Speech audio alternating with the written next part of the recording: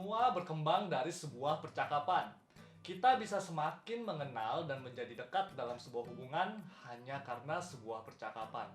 Percakapan bisa membawa kita kepada banyak kesempatan. Sebaliknya, jika kita tidak melakukan percakapan dengan yang seharusnya, maka kita bisa kehilangan banyak kesempatan. Nah, percakapan itu adalah berbicara dan mendengarkan. Sayangnya, banyak orang yang hanya fokus dengan hal yang pertama, yaitu berbicara. Jadi mereka itu lupa untuk mendengarkan.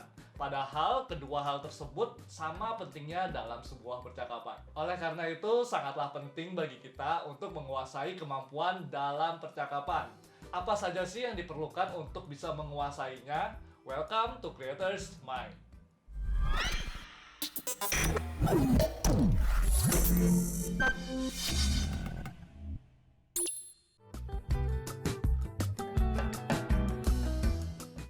Aduh, bro, lu tau gak? Aduh, gue capek banget nih, gue habis syuting hari ini. Gue juga. Iya, terus gue habis syuting juga, gue tadi pergi makan. Ada tempat makan baru, ada sushi baru loh di Pik. Lu dateng gak? Hah? Oh, tempat makan itu ya? Iya, gue juga pernah makan. Oh iya, itu tunggu dulu, gue belum selesai. Nah, abis gue tadi makan, gue lanjut syuting lagi. Dan aduh, gue capek banget. Nah iya, gue mau cerita nih. Gue waktu itu kemarin ya. Enggak, gue gak tertarik sama cerita lu. Oke. Gue mau cerita dulu nih soal hidup gue.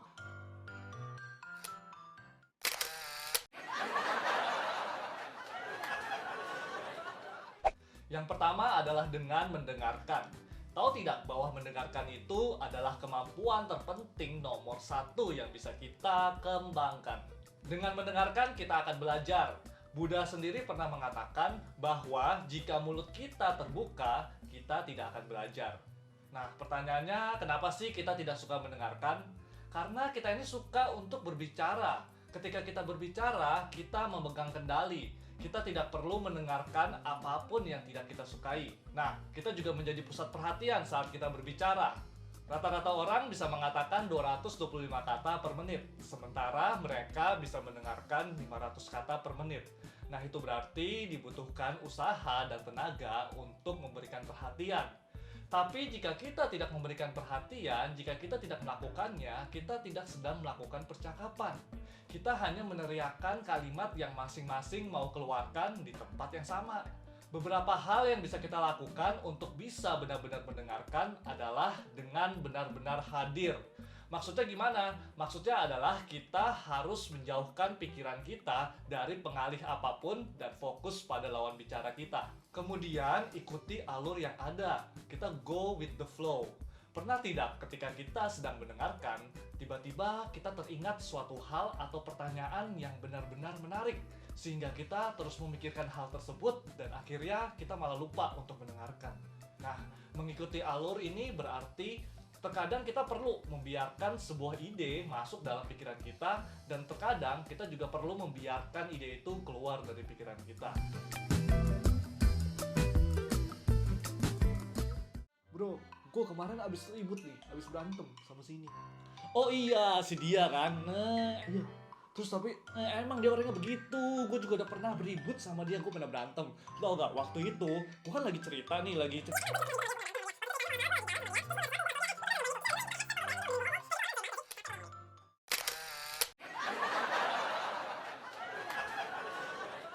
Yang kedua adalah jangan samakan.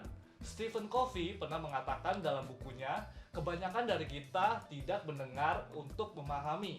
Jadi kita mendengarkan dengan maksud hanya untuk menjawab saja. Kita sering melakukan ini. Ketika ada yang bercerita, bukannya memahami pikiran dan perasaan mereka, kita berusaha memberikan balasan secepatnya. Atau bahkan mungkin kita menceritakan dari sisi dan pengalaman kita.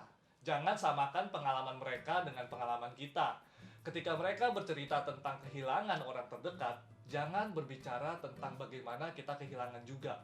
Pengalaman kita tidak pernah sama dengan mereka. Dan ingat, ini bukanlah tentang kita. Kita tidak perlu membuktikan betapa hebat atau menderitanya kita. Jadi percakapan ini bukanlah kesempatan untuk kita mempromosikan diri.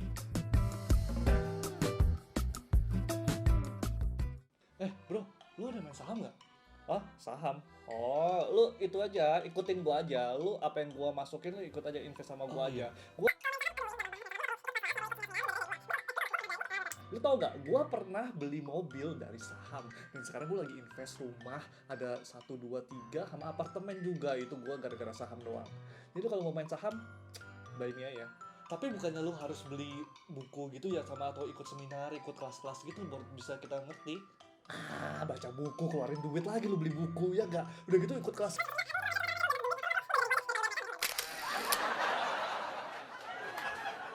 Yang ketiga adalah jangan sombong. Tidak ada yang suka dengan orang yang sombong. Saya pernah beberapa kali bertemu dengan orang yang suka membanggakan dirinya. Mereka itu banyak ngomong. Nah, mereka kelihatan sekali berusaha untuk terlihat baik, padahal mereka itu sedang menyombongkan diri. Ada juga orang-orang yang tidak mau diberikan nasihat, diberikan komentar, ataupun diberikan kritik. Mereka menganggap diri mereka paling benar. Mereka tidak mau mendengar. Padahal mendengarkan yang benar membutuhkan penyisihan dari diri sendiri. Kita perlu menyingkirkan pendapat pribadi kita. Yang keempat adalah tertariklah. Selalu berasumsi bahwa ada yang bisa kita pelajari dari orang lain dalam sebuah percakapan.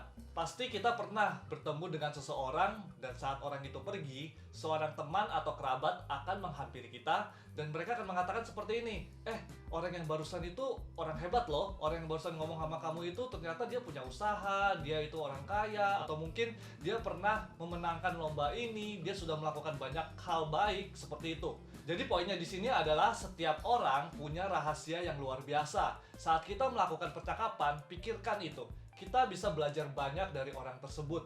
Kata lainnya adalah setiap orang pasti ahli dalam sesuatu. Kemudian jika kita tidak tahu, bilang saja kita tidak tahu. Jadi kita nggak perlu jadi orang yang sok tahu. Saya menemukan bahwa orang-orang itu suka menjelaskan hal-hal yang belum kita ketahui. Jadi kita nggak perlu takut untuk terlihat bodoh atau mungkin nggak gaul. Yang kelima adalah beri pertanyaan terbuka. Pertanyaan terbuka berawal dengan siapa, apa, kapan, kenapa, kemana, dan bagaimana. Jadi jangan bertanya dengan jawaban ya dan tidak. Percakapan akan cepat selesai dan kita bahkan tidak tahu apa yang sedang dipikirkan atau dirasakan oleh orang itu. Jadi kita harus mulai bertanya dengan seperti ini. Bagaimana rasanya? Kenapa bisa terjadi seperti itu? Siapa yang memulai hal ini? Nah, dengan memberikan pertanyaan terbuka, mereka akan memikirkannya dan mulai menjelaskan. Biarkan mereka menjelaskan, biarkan mereka bercerita. Yang keenam adalah jangan mengulang-ulang. Mengulangi cerita atau sesuatu yang sudah dijelaskan akan membuat percakapan menjadi sangat membosankan. Saya seringkali terlibat dalam sebuah percakapan yang muter dan muter terus. Dan pada akhirnya saya malah tidak tahu apa yang dimaksud oleh orang tersebut. Nah, jadi kita tidak perlu memberikan detail. Kita tidak perlu menjelaskan seperti tahun, nama, ataupun yang terlalu mendetail. Karena rata-rata orang itu tidak memperhatikan semua detail tersebut. Mereka lebih peduli dengan kita. Mereka lebih peduli dengan siapa kita, seperti apa kita, dan apa kesamaan kita dengan mereka. Percakapan akan membuka kita kepada banyak kesempatan untuk bertumbuh. Kita bisa belajar banyak hal dari sebuah percakapan. Setidaknya kuasailah salah satu dari 6 kemampuan dalam percakapan ini, terutama dalam hal mendengarkan. Dengarkan dan bersiaplah untuk terpukau. Semoga apa yang saya bagikan bisa membuat kita menjadi lebih positif, kreatif, dan produktif. Selamat mencoba!